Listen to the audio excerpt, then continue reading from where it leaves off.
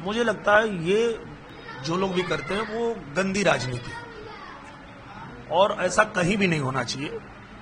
देश के किसी भी हिस्से में नहीं होना चाहिए। ये देश इसी बात के लिए जाना जाता है कि यहाँ अलग अलग भाषा है, अलग अलग कल्चर है, उसके बाद भी अनेकता में एकता है। यही तो हमारे देश का कल्चर है और यही इसकी खूबी है, खासियत है। तो मुझे लगता है कि इस तरह की जो लोग भी गंदी राजनीति करते हैं उनको नहीं करना चाहिए, उनको संभल जाना चाहिए, क्योंकि ये तोड़ने की राजनीति है। आप राजनीति करिए पर जोड़ने की राजनीति करिए, तोड़ने की नहीं। तो मुझे लगता है अगर कोई इस तरह की बात करता है और किसी में दम है तो हमको महाराष्ट्र से निकाल के दिखाए। अगर मराठी नहीं बोल रहे पर मैं नहीं बोलता हूं मराठी, मुझे निकाल के दिखाओ। मैं किसी भी नेता को खुला चैलेंज देता हूं कि अगर तुम्हारे अंदर दम है तो मैं मराठी नहीं बोलता हूं, महाराष्ट्र से निकाल के दिखाओ मुझे, रहता हूं वहीं। तो ये गंदी राजनीति नहीं करनी चाहिए, मेरा ये कहना है। नीतीश राणे ने कहा है कि सिर्फ हिंदुओं को टारगेट किया जा रहा है, गरीब हिंदुओं को, किसी मुसलमान को टारगेट नहीं किया जा रहा है। जैसे आमिर खान हिंदी मैंने कहा ना, इस तरह की ना गंदी राजनीति नहीं होनी चाहिए।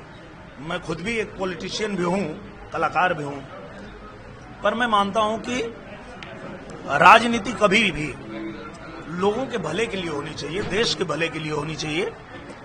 इस तरह की गंदी राजनीति नहीं महाराष्ट्र कहीं भी ये कंपल्सरी होना चाहिए। बिल्कुल नहीं, बिल्कुल नहीं। देखिए, अगर किसी की क्षमता है कि वो 1, 2, 3, 4, 5 भाषा सीख सकता है तो सीखे, क्योंकि मराठी बहुत अच्छी भाषा है, बहुत प्यारी भाषा है, भोजपुरी जैसे प्यारी भाषा है, गुजराती है, मराठी है, तेलुगु है, तमिल है, कन्नड़ है, सारी भाषाएं बहुत, सबकी अपनी खूबसूरती है। तो वो सबको सीखना चाहिए अगर क्षमता है तो, पर नहीं अगर सीख सकते तो कोई जरूरी नहीं, किसी को जबरी नहीं करना चाहिए। ये गंदी राजनीति है, ऐसा नहीं होना चाहिए। क्या हिंदुओं को टारगेट किया जा रहा है, ये आप भी मानते हैं? मैं ऐसा नहीं मानता। ये किसी को भी, किसी टोपी वाले को नहीं कहते कि आप मराठी बोलो। नहीं, ऐसी बात नहीं है। जो गंदी राजनीति करते हैं वो किसी के नहीं होते, चाहे हिंदू हो चाहे मुसलमान हो। जो गंदी राजनीति करते हैं वो गंदी राजनीति करते हैं और वो किसी के नहीं होते हैं। मैं तो ये मानता हूँ। अखिलेश यादव 2 दिन पहले गए थे आपकी आजमगढ़ में, उन्होंने अपने कार्यालय को पीडीए कार्यालय बना दिया। ये किस तरह का पहल? मुझे लगता है कि सब लोग अपनी अपनी तैयारी कर रहे हैं, वो भी अपनी तैयारी कर रहे हैं और करना चाहिए। और मैं तो ये कहता हूँ कि लड़ने का मजा तब आता है लड़ने वाला जब काबिल हो।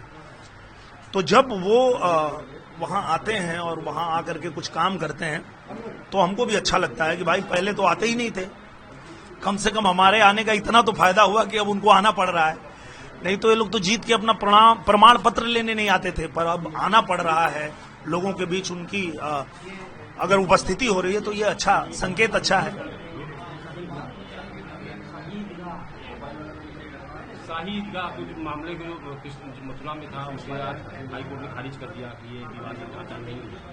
ये एक मामला अभी आज हिंदू पक्षी अपनी चीज को अभी फिलहाल खारिज कर। मुझे लगता है कि जो मामला कोर्ट में होता है वो उस पर किसी भी व्यक्ति को कोई अपनी राय देने की आवश्यकता नहीं है और वो उस पर हमको कुछ बोलना भी नहीं चाहिए। सरकार का ये टारगेट है कि काशी के बाद मथुरा।